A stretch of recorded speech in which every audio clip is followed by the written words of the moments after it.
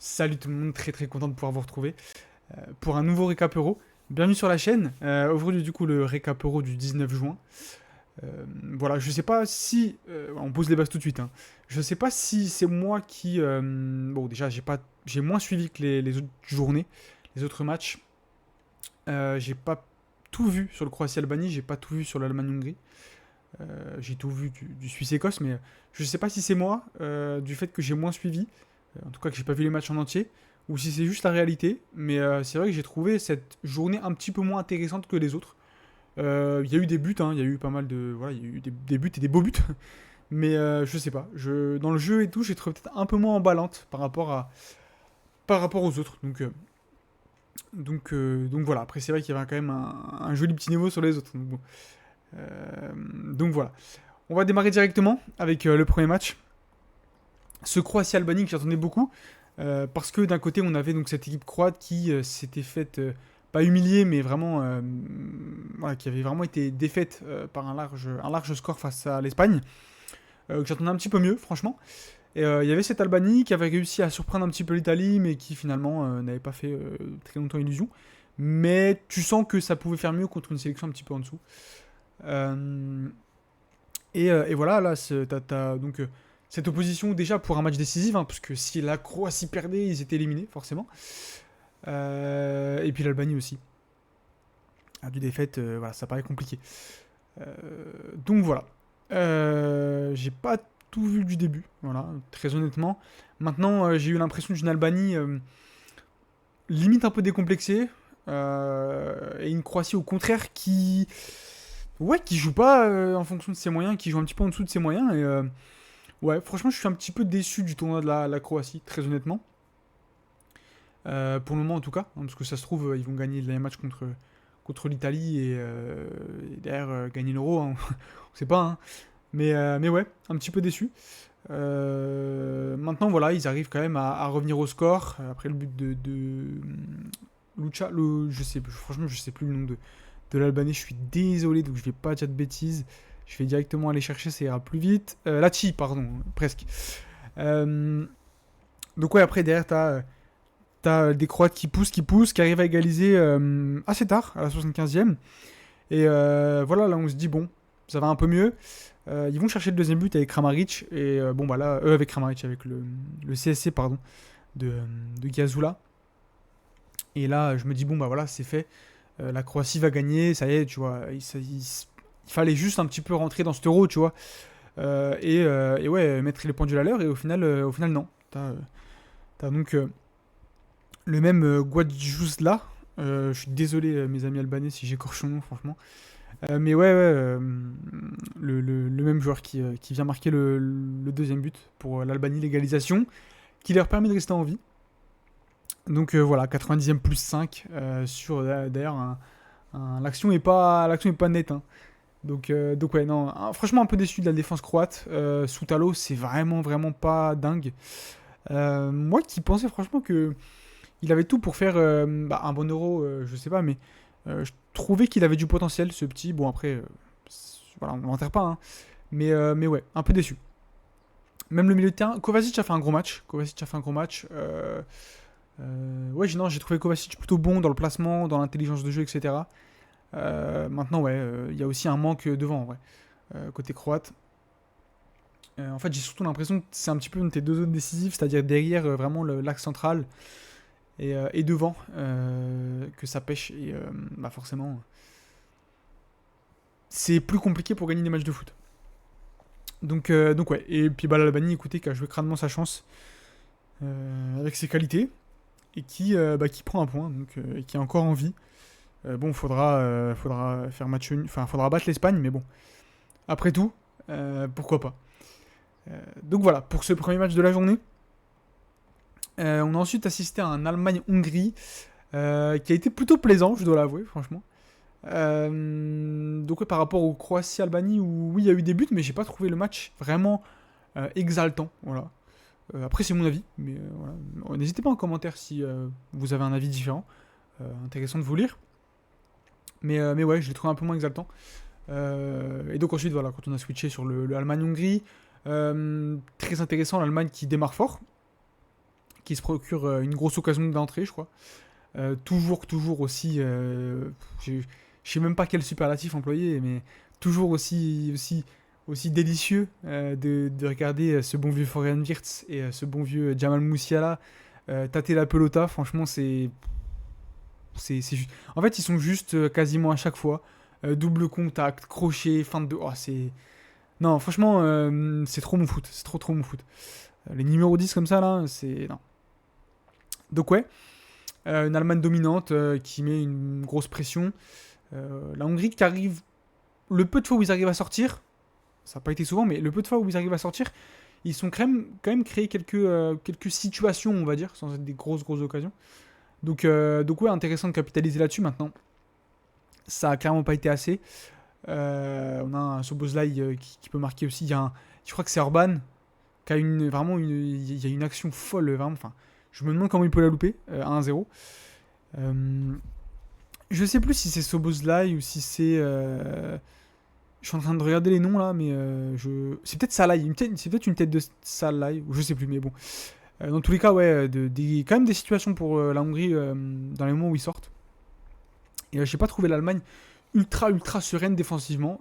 J'ai eu l'impression qu'il y a une deux situations où ils peuvent vraiment encaisser. Je sais pas pourquoi, mais ouais, moi je suis pas non plus ultra rassuré par Manuel Neuer, franchement. Ça fait un peu bizarre à dire cette phrase, mais je suis pas ultra rassuré par Manuel Neuer. Donc même s'il sort une de parade aujourd'hui encore, mais ouais, je sais pas. Après c'est subjectif. Hein. Donc voilà. Ouais, la Hongrie qui est pas mal sortie en transition, ça a été plutôt intéressant, je dois l'avouer. Bon, Musiala qui nous met un but un peu à la mort moelleux, là, à la récupération de Gundogan et tout. Enfin, en fait, je trouve pas ça scandaleux que ce soit pas sifflé, mais c'est vrai que Gundogan dans le dos d'Orban, parce qu'en soi, le contact est pas fort du tout. C'est le fait que ce soit dans le dos, en fait, qui.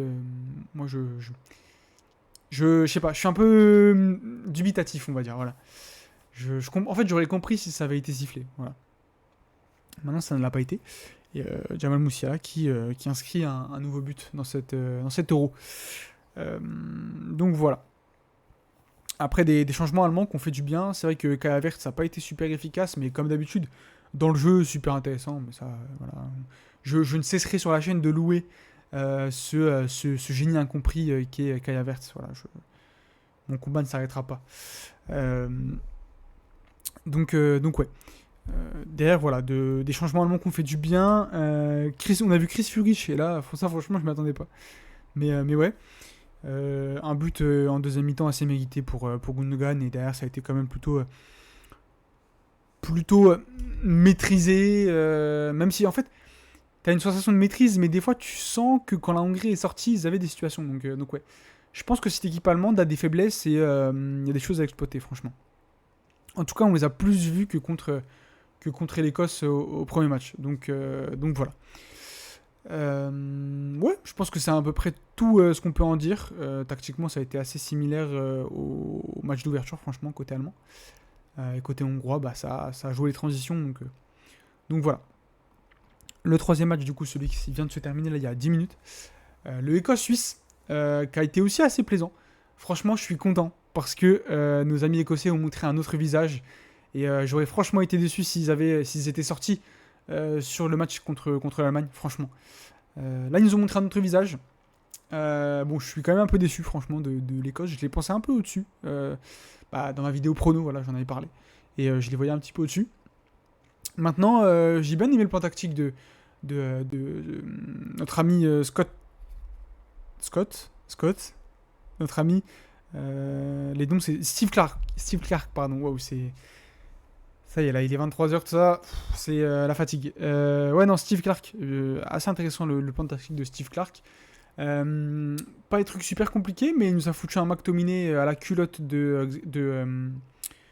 j'allais dire Xherdan Shaqiri, non, il nous a foutu un Scott McTominay à la culotte de Granit Xhaka, et ouais, franchement, c'était plutôt bien identifié. Même si, bon, je pense qu'il faut pas être un génie pour comprendre, mais bon, assez intéressant. Et ouais, beaucoup plus d'agressivité. Vraiment un autre état d'esprit, et tant mieux. Et heureusement, voilà, je suis content pour l'Écosse. Maintenant, à la fin, tu sens que ce match nul allait bien aux deux équipes. Voilà, la Suisse est qualifiée, ça y est, avec 4 points. Donc la Suisse était qualifiée avec un match nul, voilà, c'est chose faite. Et l'Écosse, bon, avec un point, faudra battre l'Albanie. Faudra battre la Hongrie, pardon. Ce qui n'est pas mission impossible. Donc ouais, ça leur allait aussi, je pense. De toute façon, il n'y a qu'à voir à la fin du match, quand le coup de sifflet final a retenti. Steve Clark a serré le point, donc c'est que bon, il est plutôt satisfait de ce match nul. Maintenant, c'est vrai que dans le jeu, c'est quand même encore un petit peu compliqué. T'as encore du mal un petit peu à trouver Adams. Techniquement, c'est pas toujours incroyable. Les relances de Angus Gunn, j'avais envie de me foutre la tête dans le mur, ça. Mais ouais, bon, au moins sur l'état d'esprit, sur tout ça, ça aurait été plus intéressant. Côté Nati, bah écoutez, j'aime bien ce que je vois. Franchement, il y a des sorties de balles qui sont vraiment exceptionnelles. De toute façon, dès que tu lâches un petit peu Chaka, le peu de fois où McTominay a lâché Chaka, ça conduit sur une sortie de balle de très très haut niveau, donc non, super intéressant. Aibisher là entre les lignes, vraiment intéressant. Ouais, voilà, t'as un plan clair, même si t'as pas de vrai numéro 9. T'as un Dan Endoy, c'est un régal de le voir jouer au foot. Vargas, c'est pas mal non plus. Un petit peu en dessous, je trouve, mais c'est pas mal. Et ouais, et puis comment ne pas parler de notre bon vieux Xerdan, l'homme au plus gros mollet de 7 euros, vu que Grealish est absent. Non, c'est franchement, je vais pas dire que c'est un joueur de fou, parce que voilà, mais c'est quand même le seul joueur qui a marqué dans les 3 derniers Euros et 3 dernières Coupes du Monde, donc voilà, sacré personnage, et puis un beau but en plus. Bon, la passe en retrait est vraiment catastrophique. C'est là où tu as le petit côté, je disais, ça pêche un petit peu techniquement côté Suisse, côté écossais. Voilà, la preuve là. Et notre bon vieux Xerdan qui envoie patate, vraiment l'expression pleine lucarne, c'est pour lui, hein, c'est pour ce but. Hein. Donc voilà. Et la Suisse qui se contente de ce match nul, qui est du coup qualifié. Voilà.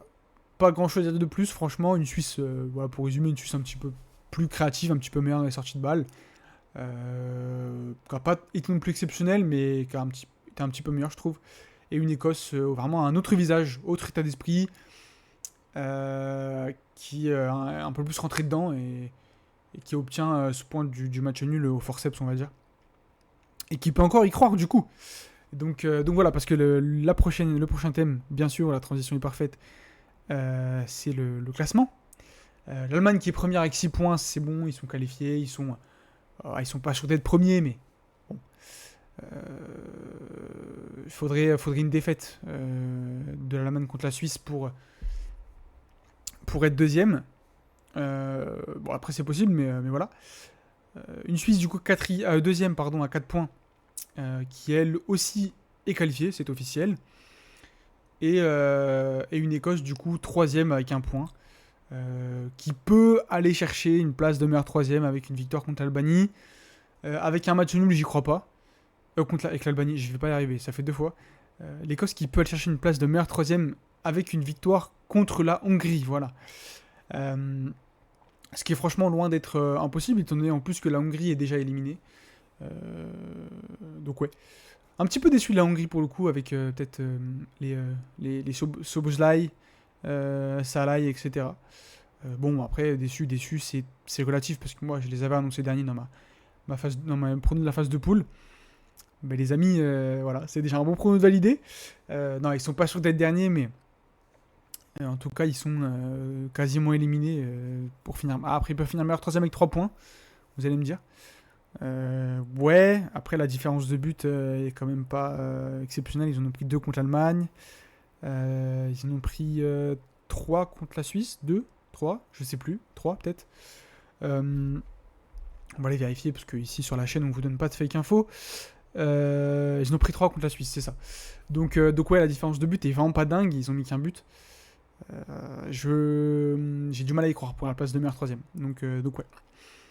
Ou alors il faudrait une large victoire contre l'Écosse. Mais bon, j'y crois moyen. Donc voilà, pour cette poule A, j'ai oublié évidemment de changer la petite lettre, c'est la poule A bien sûr. Les matchs de demain, les matchs du 20 juin. Le Slovénie-Serbie. qui est déjà déterminant hein, pour la Serbie. Il ne faut pas perdre. Sinon, voilà, tu seras éliminé. La Slovénie, tu peux te donner encore un dernier espoir, même si tu perds demain. Donc ouais. Je vois bien une victoire de la Serbie s'ils arrivent à montrer un petit peu ce qu'ils ont montré en deuxième période contre l'Angleterre. Vraiment, ils peuvent l'emporter contre cette Slovénie qui est intéressante, hein, attention, je dis pas, mais qui me paraît un petit peu en dessous. Voilà, qui va y aller un petit peu plus au feeling, comment dire, au mental. Donc voilà, à l'enthousiasme, on va dire. T'as une Serbie quand même qui est assez intéressante offensivement, et ils peuvent en mettre 2 ou 3 à la Slovénie, je pense. Même si la Slovénie défensivement, ça a été plutôt costaud sur le premier match contre le Danemark, mais ouais, là comme ça, je vois bien la Serbie l'emporter 2-0. Voilà, si je dois faire un petit prono, ce sera ça. Et de toute façon, voilà, la Serbie est dos au mur. Il faut l'emporter pour se qualifier, pour rester dans la course pour se qualifier, parce que derrière, il faudra jouer contre le Danemark. Hein. Donc voilà. Mais ouais, je les vois bien l'emporter. Plus ça va, plus j'y réfléchis, plus je me dis qu'un match nul n'est pas impossible non plus. Mais ça voudrait dire que mon l'équipe, comme j'ai annoncé, comme une petite surprise, serait quand même en ballottage très défavorable. Donc vous savez quoi, je vais faire preuve d'ego, je vais être fier, rester sur mes positions et dire que la Serbie va l'emporter 2-0. Voilà. Danemark-Angleterre. Deuxième match de cette journée à 18h. Pareil. Bon, l'Angleterre est plutôt en bonne position. T'as gagné ton premier match. Voilà. 1-0, t'as pas encaissé de but. Voilà, t'es plutôt en bonne position, comme j'ai dit. Tu restes avec quand même une copie rendue face à la Serbie pas exceptionnelle, il faut le dire. T'as subi beaucoup. C'est un miracle que t'aies pas encaissé. Donc je suis pas très confiant, franchement. T'as un Danemark qui a montré des choses quand même si de toute façon l'axe défensif du Danemark est, je vais pas dire catastrophique, mais on n'en est pas loin, franchement. Donc ouais. Si je devais dire une tendance, j'irais quand même sur l'Angleterre, parce que pour moi, tes qualités individuelles, tes joueurs, tes individualités vont pour moi faire la différence face à ce Danemark trop faible défensivement. Maintenant, je pense que ça peut vraiment être un beau match, et pour le coup, je vais être très très content de le suivre celui-là. Donc ouais. Allez, on va dire l'Angleterre, on va dire. Allez, un match serré, le Danemark qui ouvre le score, l'Angleterre qui égalise, et derrière qui met le deuxième but dans un petit moment de folie. Et après le Danemark qui se livre, et voilà, avec la défense centrale qui se livre, allez, 3 buts à 1, mais un score qui ne reflète pas le match. Voilà, moi c'est comme ça que je le vois. Si je dois vraiment me prononcer, on se prononce bien précisément quand même. Donc si je me trompe, n'attrapez pas ma veste, s'il vous plaît. Donc ouais, allez, l'Angleterre 3 buts à 1, de par la fébrilité de la défense danoise. Mais le Danemark qui ne démérite pas. Voilà, je vois ça comme ça. Dernier match du coup de cette journée demain, et là les amis, on va se régaler. Moi en tant que supporter, non, mais voilà, j'aime énormément cette Roja, et là voilà, c'est le choc, je pense, de cette poule. Il y avait la Croatie, mais t'as évincé la Croatie assez facilement. Ça va être le choc de la poule. La hype est immense. Je pense que vous pouvez le lire sur mon visage là. Je vais pas endormir, je pense. Et non, on est à fond derrière l'Espagne. Voilà, moi j'en fais mon favori, franchement. Enfin, j'en faisais mon favori avant la compétition plutôt. Et non, j'aime juste trop cette sélection, j'aime trop ce pays, voilà, c'est tout. Il n'y a pas grand chose d'autre à dire. Je vais faire un prono, mais c'est vraiment pas objectif. Donc, franchement, si vous avez 10 balles, ne pariez surtout pas sur ce que je vais dire. Mais voilà, moi je vois l'Espagne gagner 2-0. Allez, on va être fou. Un petit peu un match comme la Croatie où tu maîtrises ton sujet et tu piques au bon moment. Et tu l'emportes face à cette Italie en manque de repères, en manque d'automatisme. Même si tu as des individualités qui sont vraiment intéressantes, mais ouais, en manque d'automatisme et en manque de réaction collective. Voilà, c'est ça. Avec des bonnes individualités, mais qui collectivement ne se relèvera pas. Et ouais, voilà, c'est un petit peu mon scénario du match. Encore une fois, c'est vraiment pas objectif, faut vraiment pas me suivre. J'irais même jusqu'à dire parier sur l'Italie. Mais bon, peut-être pas non plus, mais voilà. Moi, je vois le truc comme ça, l'Espagne qui assure sa qualif et qui va jouer en claquette contre l'Albanie. C'est comme ça que je vois le truc. Donc voilà, pour les matchs de demain, un petit peu comment je le vois, comment je ressens les choses. Même si tout n'est pas 100% objectif. Mais c'est pas grave, voilà, c'est l'euro. Franchement, encore une fois, je me régale dans cet euro. Je pensais pas me régaler autant, très honnêtement. Je pensais. Bah, je vais pas dire que je pensais m'ennuyer, mais ouais, je pensais pas me régaler autant. Donc voilà, on vient de revoir l'image, parce que c'est le résumé de Allemagne-Hongrie. On vient de revoir le pied de Neuer sur la jambe de Salah. Ouais, bon, on va conclure là-dessus. Comme d'habitude, les amis, si la vidéo vous a plu, le petit like, ça fait toujours plaisir. L'abonnement pour suivre la suite. Le petit commentaire pour me donner votre avis sur cette compétition, sur cette journée. C'est avec grand plaisir que je vous lirai. Et voilà, sur ce, à demain. Passez une bonne nuit, passez une bonne journée. Rechargez bien les batteries parce que demain, ça va être intense à mon avis. Allez, à demain. Salut.